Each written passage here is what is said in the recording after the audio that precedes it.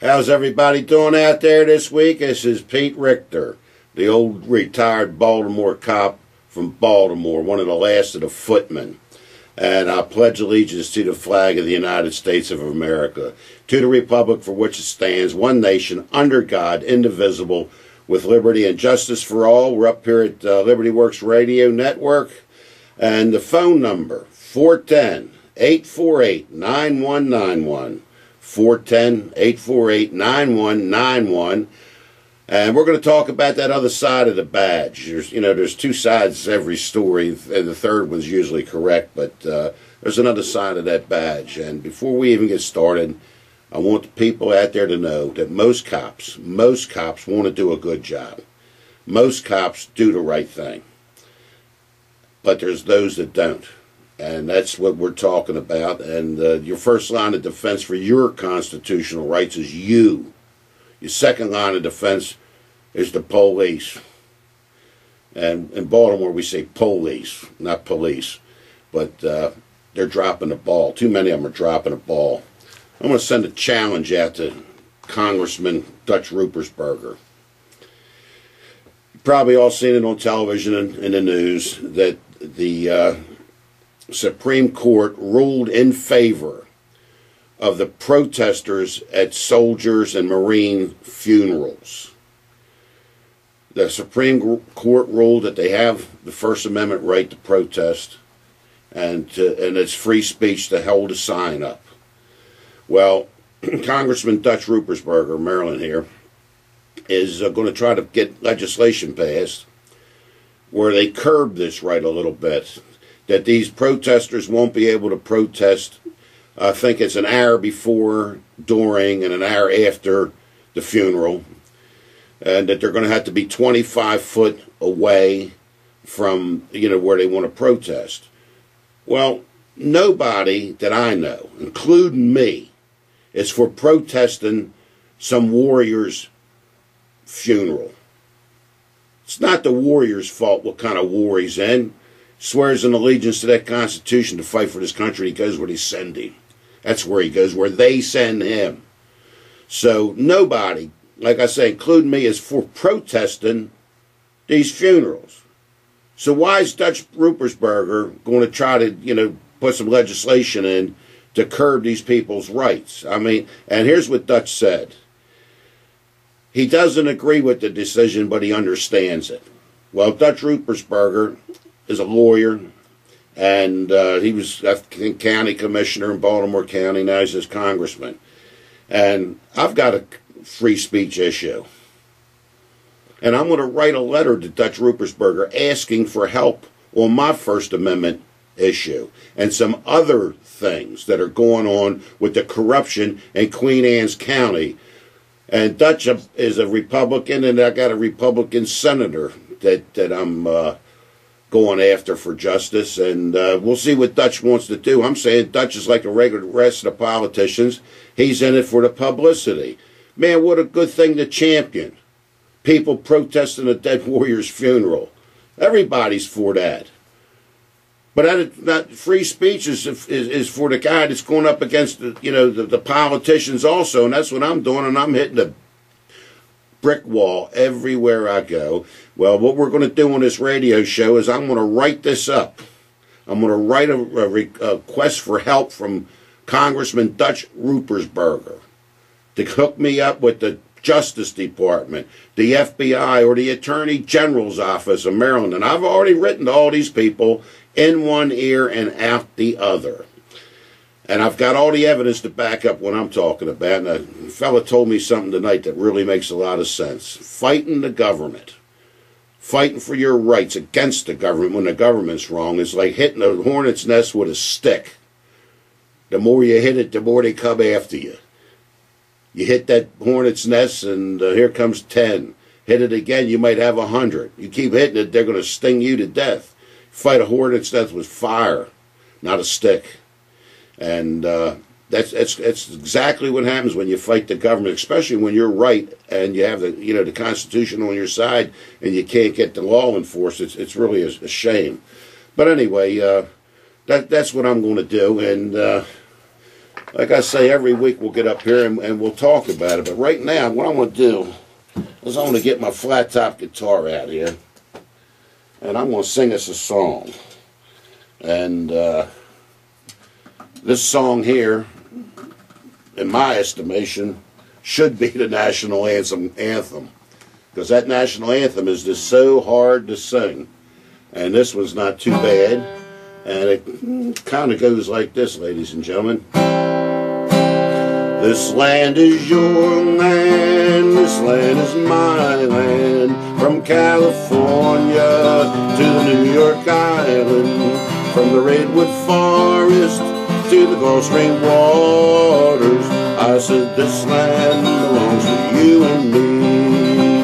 As I was walking that ribbon of highway, I saw above me that golden skyway. I saw below me that golden valley. This land belongs to you and me. This land is your land, this land is my land, from California to the New York Island, from the redwood forest to the Gulf Stream waters. I said this land belongs to you and me. As the sun came shining and I was strolling, and the wheat fields waving and the dust clouds rolling, as the storm was lifting, a voice was chanting.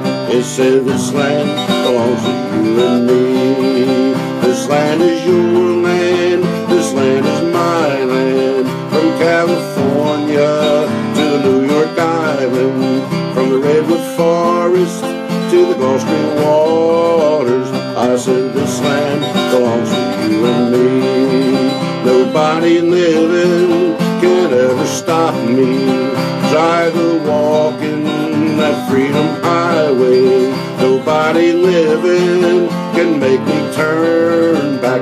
I said this land belongs to you and me.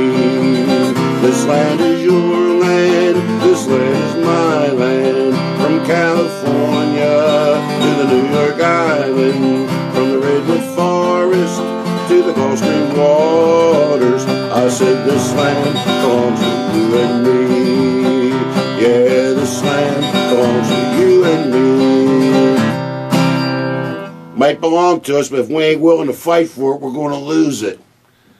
So start sticking up for your rights, people. You see a bad cop reporting. You go to them box stores, they want to search you on the way out. You tell them no thank you. You stand up for your rights. Tell your grandchildren what this country's all about.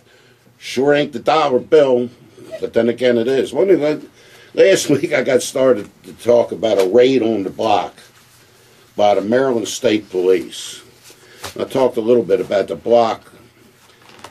The block is famous for striptease and penny arcades, Pollock Johnnies. And it's 300 and 400 blocks of East Baltimore Street is the block. And it's been there forever. Remember them old tattoos people got years ago? They were always blue. They didn't have a whole lot of color. A guy named Tattoo Charlie did it on the second floor. And many a seaman got tattooed down on black by Tattoo Charlie. I had a friend of mine one time wound up being a police and in the pawn shop squad, but when he was about 14 years old, somehow one of his buddies, they're all like 14, wound up with some money for something, so they all went down a block, bought riding boots so they could go ride horses, and went to Tattoo Charlie's, got tattooed. They told Charlie, you know, they were 18 and they got tattooed. But anyway, this raid on the block, like 500 state police converge on the block, and the block basically was the 400 and 500 block, 300 and 400 block of East Baltimore Street. Guess what's in the 500 block, ladies and gentlemen? Police headquarters. Police headquarters is in the 500 block. And at Holiday and Fayette, which is around the corner, a block from where the 400 block starts, is City Hall, where the mayor and everybody, the city council is. And anyway, like a small army, the state police stormed the block. And if you just happened to be out on the street, you were detained for being on a public street because these state police are raiding the block.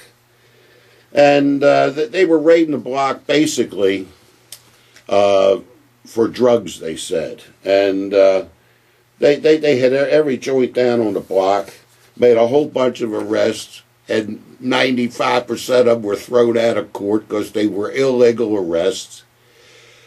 The state police officers that were working undercover absconded with state police money, which the taxpayers, are giving them, and they were having sexual affairs with the strippers down on the block. So that's one of the reasons most of these cases were thrown out. And a couple of girls that were dancers down there had miscarriages because of this raid. The police, locking them up, throwing them on the ground, doing their thing to them. And the mayor at the time was a fellow named Kurt Smoke. And Kurt Smoke was one of the first politicians in the United States to say, you want to stop the drug problem? Legalize it. That was Kurt Smoke. And he went to City College. I went to City College, and so did this Dutch Rupersberger that I mentioned. And Kurt Smoke, he was a mayor for a while, and then he got out of politics. I don't know what he's doing now. I'm just thinking he might be just a lawyer somewhere, but he's a real smart guy.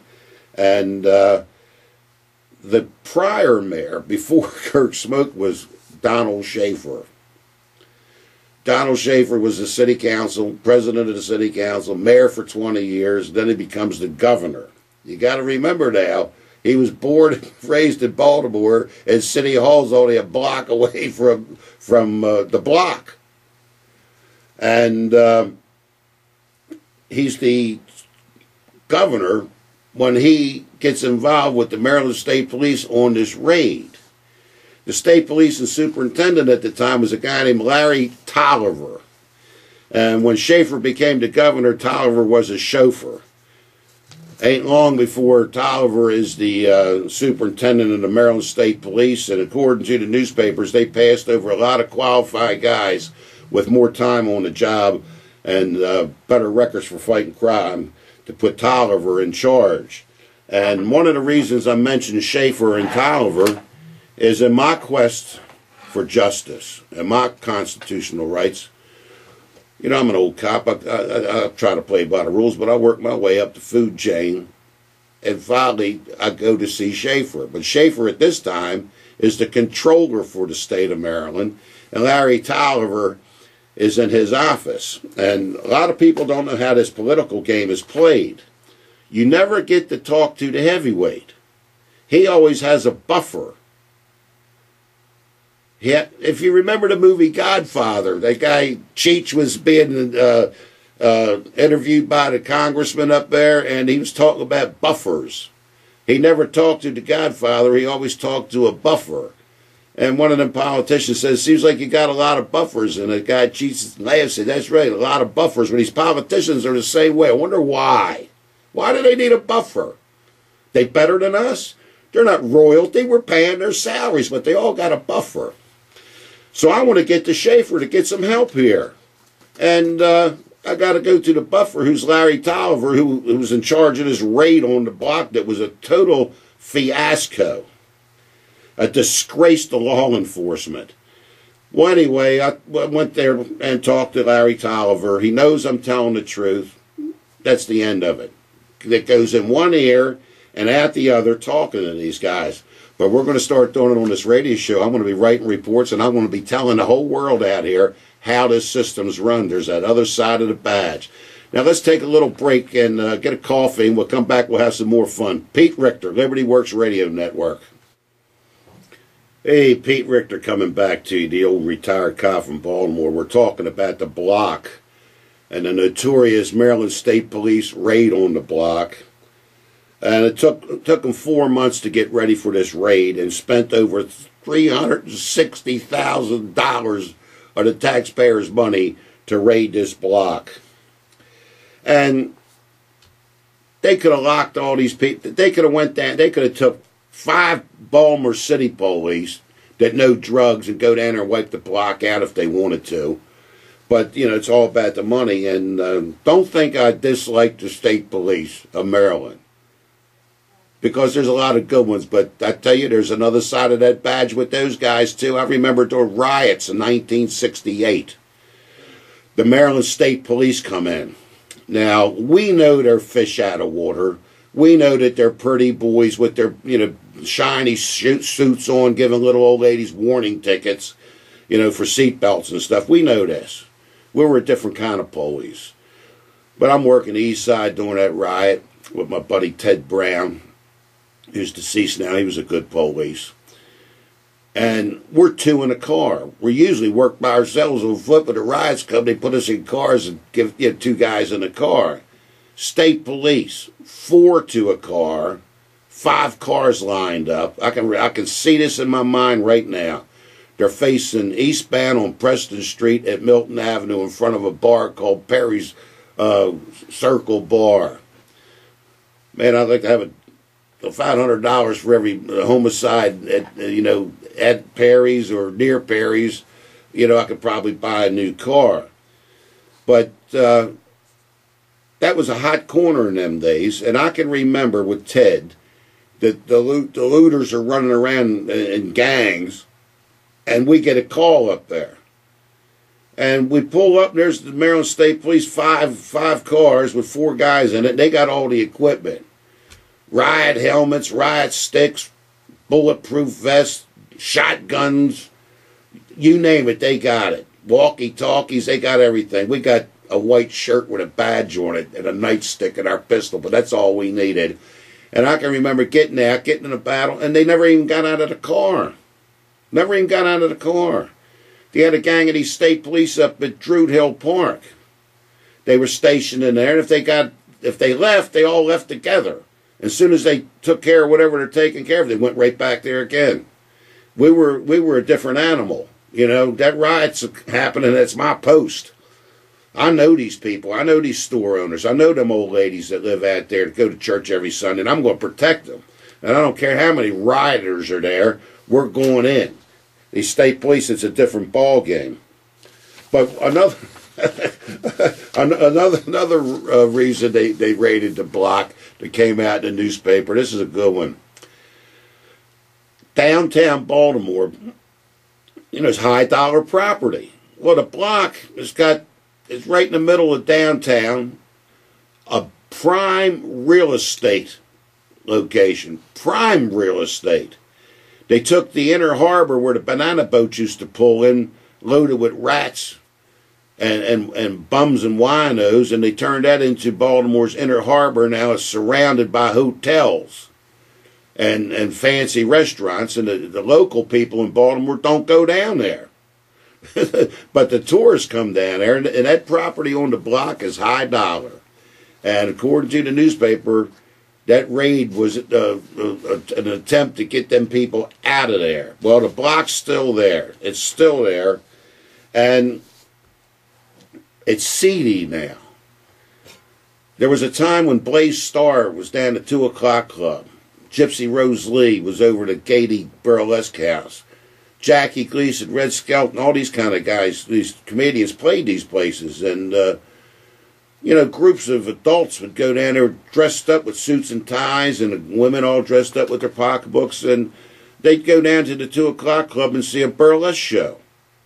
And, you know, it wasn't like it is now. You got these peep shows all over the place with these triple X-rated sex shows going on videos. And they sell all kinds of parts that people would have made out of rubber in these places. And the strip joints that used to be burlesque are now go-go joints. So, you know, like nobody knows the block's there. Police station's right there, and so City Hall. But you're not going to stop this kind of stuff. You got to control it. And anyway, all kinds of things happen with this raid on the block. It's unbelievable. And see, the state police, I've lost respect for them. I don't see them as police. I see them as politicians. Not that the guys are bad. They'd like to do a good job if they could, but they can't. And one of the reasons I'm so mad at the state police is, like I've talked on this show before, I moved to lovely Eastern Shore from Baltimore for the obvious reasons, and my neighbors who were selling drugs, stolen cars, burglarized my house, did $22,000 worth of damage to it. Sheriff's Department told me they did it, wouldn't do nothing about it, which started me on my campaign. And there came a point when one of the burglary suspects had for sale on the public street, where I live, a pickup truck with a for sale sign in the window with the burglary suspect's phone number. The history of the serial number of this pickup truck had about 9 sales from New York to Florida and back again, was listed to a man that owns a garage in Downingtown, Pennsylvania, and it was displaying a Delaware license plate that at the time had been expired for more than 4 years with a current sticker. Lieutenant Paul Kelly, the Maryland State Police, I notified him. He went and warned the guy to move it because I'm complaining. But you better have your seatbelt on. How ridiculous is this stuff? And, I'm not going away. Until I get justice, I'm not going to go away. I'm going to keep going after these guys because I've lost all respect for them. They look pretty, but they won't do their job. And I can tell you about 6 or 7 more cars like that. I can tell you about a park and ride where drug dealers, possible drug dealers per se, because I couldn't, I'm not a cop anymore. I'm not privy to everything, but that's where I'm betting my money. Park their cars, you give this information to state police, they do absolutely nothing. Absolutely nothing. And they're going to do what the politicians tell them to do. But let's pick on the Baltimore City Police. Man, they're in all kinds of trouble right now with one of the largest corruption investigations in the history of the police department with tow trucks. But anyway, here's one that's unbelievable.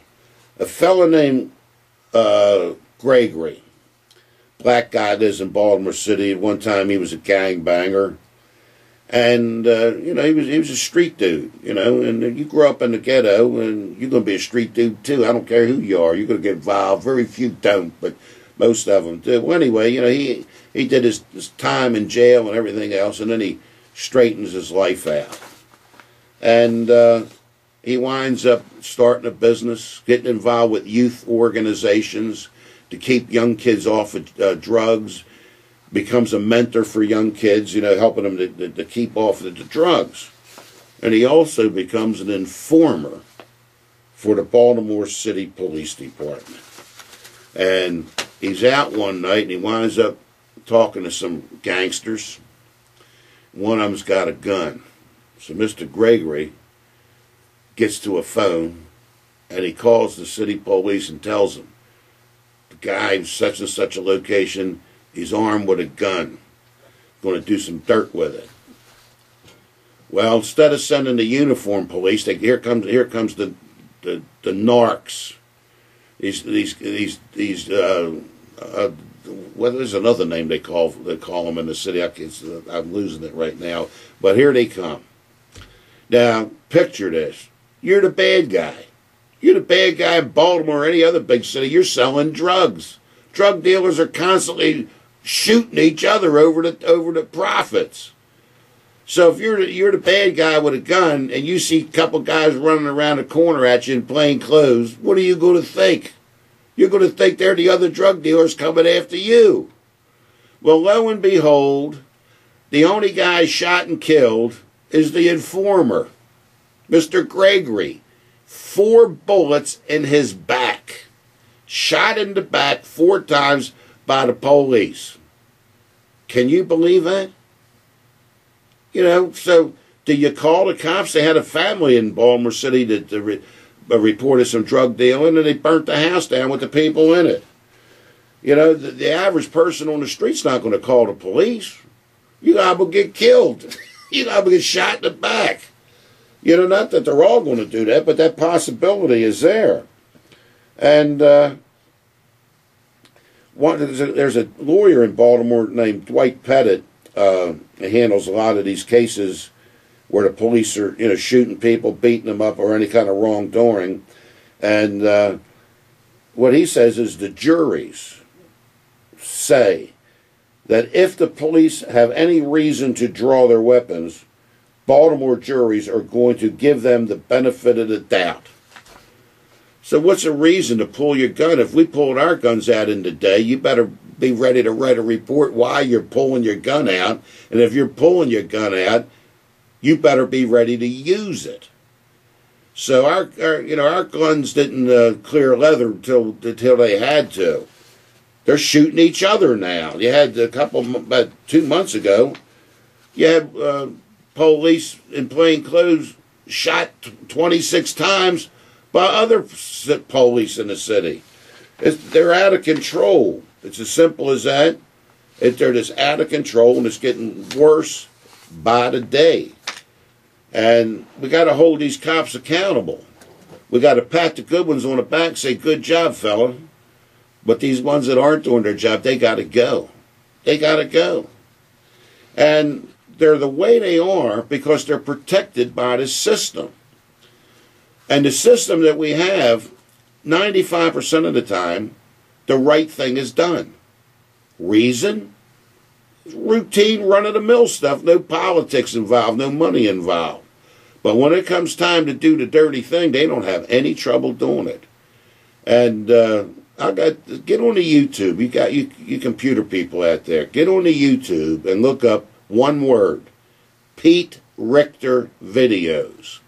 Pete Richter videos, and Richter's like the earthquake scale. R-I-C-H-T-E-R. Pete Richter, R-I-C-H-T-E-R videos on the YouTube. And you'll see some of the footage I have, and you'll also see these shows up here that I do. And you're not going to believe it. You're just not going to believe what you'll see on that YouTube. I told this before, and this is one of the reasons I'm going to be writing to Dutch Rupersberger to see what he does and tell everybody down here in radio land how it's really working. But I worked my way up the food chain to a senator for help. Instead of helping me, he sends the Maryland State Police after my business. They told me that I have to get a license for my business that I don't need, and I can't get the license because I'm not qualified for it. And if I dare go to work, they're going to fine me $5,000 a day. I said, where did this complaint come from? They said, Lieutenant Gary Foster. I reported about 16 bad cars and some drugs to him, you know, with these burglar neighbors of mine. He wouldn't do nothing. So I said, let's get it on. So I go over and I do battle with the Maryland State Police at the Waterloo Barracks. And believe me, these guys wouldn't make it in Baltimore City in the day. They'd muster these guys out. Well, anyway, to make a long story short, you know, they didn't get my business because I wasn't doing anything wrong. They were wrong. And I find out from a Captain Marty Knight at a meeting that this senator ordered the Maryland State Police to get me. Can you believe that? Well, I filed an official complaint with the Maryland State Police, and the investigator, a Christy Meakin, a sergeant, sustained my complaint. Sustained it. You know what the state police did? Nothing. Absolutely nothing. And when we come back, I'm going to tell you about the pro-life people that were protesting legally, were locked up, shackled, and strip searched by the Maryland State Police. Pete Richter coming back at you after this break. Pete Richter here, the old retired cop from Baltimore. We're up in lovely Westminster, Maryland. And the telephone number is 410-848-9191. And if you call that number, you're going to get Miss Jane Doe on the phone. Don't ask her name. She's not telling you, the IRS, the state police. Nobody knows her name but her parents. So that's it. And that's the way she likes it, and that's the way she keeps it. But she'll be nice to you on the phone. And anyway, let me get back to the story a little bit. So anyway, with this senator, When I found out that he's the one that sent the state police after my business, it sounded like Nazi Germany to me. That's what Hitler did to the Jews. He circumvented their rights. The Jewish citizens didn't have no rights, even though they were citizens, and he used the police and the military to do it. Well, that's the way I see it. That's what the senator did to me. So I took my car, vacuumed it out on video, drove up to a place called Pier 1 where this senator parks his pickup truck and writes on there, vote for him. So I narrate on the way up what's going on, what they're going to do. Park in the same exact spot where he parks. I get out with a bucket of paint. I put swastikas on my car, vote for this senator, mention his name, paint my phone number on the car, paste a 4-page letter that I wrote to Governor Ehrlich that he never responded to. Well, anyway, to make a long story short, they send the police after me and everything. My car gets towed away while it's parked legally, no tickets or nothing, and they crush it into scrap metal. That case is in federal court right now. But anyway, they sent the trooper after me, a guy named Geisler. As soon as they towed my car, I painted the same thing on my van. Went back to the same place and dared them to take it while I'm standing there. I stood there with an American flag. And anyway, to make a long story short with this Geisler, this trooper Geisler, he stops me 5 different times. One night, 3 times within an hour and 15 minutes. So I filed a complaint against him to... I can't remember his name, a commissioner from Baltimore City that went to the state police that got locked up for stealing the poor box money. But anyway, this Geisler threatens to shoot me. Threatens to shoot me if I pull my video camera out. Well, when I made a complaint against him, I turned in my video evidence on him. They stopped me, the video camera comes on. And if you got extra money, people, get a video camera. Get a video camera. It's not. It still ain't going to protect you all the way because the system's corrupt. But at least you got some evidence to prove to the normal people out here what's going on. I filed criminal charges against the state police for threatening to shoot me, and the state's attorney in Queen Anne's County says it's not against the law. Then the state's attorney threatens to arrest me if I come up to his office that's open to the public, and he's separated from the public with bulletproof glass. If I come up to that public area with my camera, notifying him that I have my camera, he's going to lock me up. Get on that Pete Richter videos on the YouTube, and I've got a clip on there of the state's attorney's office. And the state's attorney, the reason I'm saying he's threatening me is because he calls my cell phone and leaves me the message on the cell phone. Well, that's on the video. But let's get back to the pro-lifers here. They're up in Bel Air, Maryland, and they're protesting abortions. And they got signs with pictures on it, and they're legally protesting. Not against the law. They got the right to do it, and they're doing it. Well, a mom, I don't know who she is, she didn't give her name, but a mom complained to the Harford County Sheriff that she didn't like the signs. So what? So what if they don't like it? You got the right to do it. So one thing leads to another, and the Maryland State Police are involved. What do? They lock up 18 protesters that are legally protesting and demonstrating and exercising their First Amendment rights. They're charged with disorderly, loitering, and failing to obey a lawful order of a police. They use that charge constantly, failing to obey.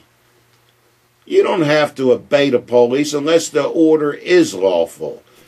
But then again, if you stand up for your rights, you're liable to wind up like Rodney King with a gang of them beating your head in. And there's a website called Cop Block.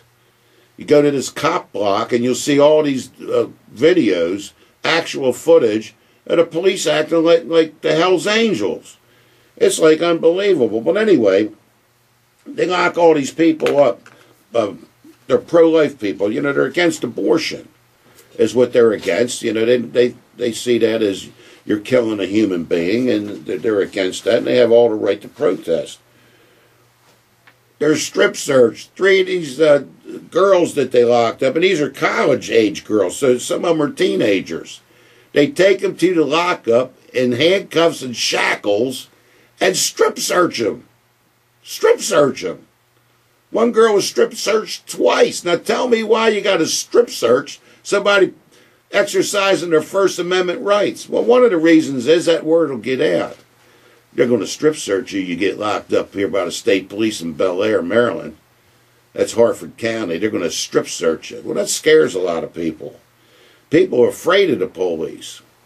I was telling the story about a friend of mine that was harassed by the city police over Wilkins Avenue way, and it's a blue-collar neighborhood, and poor. And the older people will tell you, they don't come out when the sun goes down. And they don't come out because they're scared of the drug dealers and the police. And you better be scared if you get the wrong one. And we need these good cops to start standing up against these bad cops. And will they do it is the question. Well, anyway, these pro-lifers are winning this. Harford County settled with them out of court for an undisclosed amount of money.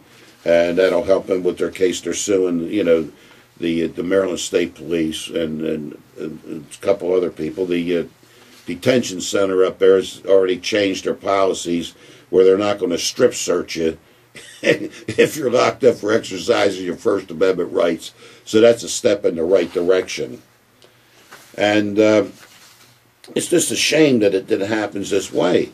The police, if you got the right cops there, you don't have any trouble. But if you got the wrong cops there, you're going to have all kinds of trouble. In the 60s, when I was a police, you had all the demonstrations. Congress of Racial Equality, NAACP, the Black Panthers, everybody, they're protesting for their rights. And I was at a lot of those protests, a lot of those demonstrations. And every time there was violence, the police started it. Every time the police started it. And they'd fill our heads full of false information that these people are bad, they're this, they're that, the other. You're liable to get shot, you're liable to get beat up. And, well, that didn't scare us guys working the ghetto, but you always had that Barney Fife guy in the crowd. He was so scared, man, he's be the one starting the problem, him or the bully with a badge. And that's the way I seen it. And we got a call during the break. A fellow from Tennessee called up, and he said he's listening to my stories here, and he says it sounds like betrayal. A lot of the stuff that I said, that we're being betrayed. So he wanted to know. He knows I do these gospel songs, I guess, because he listens to the show.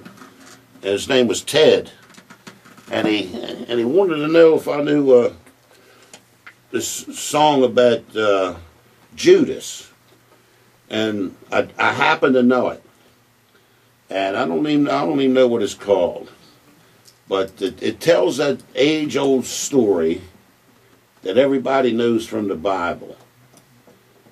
And if you don't believe in God and you don't believe in the Bible, don't. But if you read it, you're going to find out it's a human nature story in there, and human nature never ever changes. And Ted in Tennessee, here we go. Tis a true but sad story, from the Bible it came.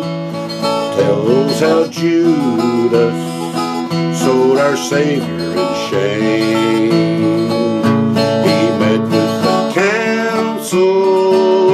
Of high priest that day, 30 pieces of silver was the price they would pay. 30 pieces of silver, 30 shackles of shame, was the price paid for Jesus on the cross he was slain. They smiled and they mocked him, thorns were crowned on his head,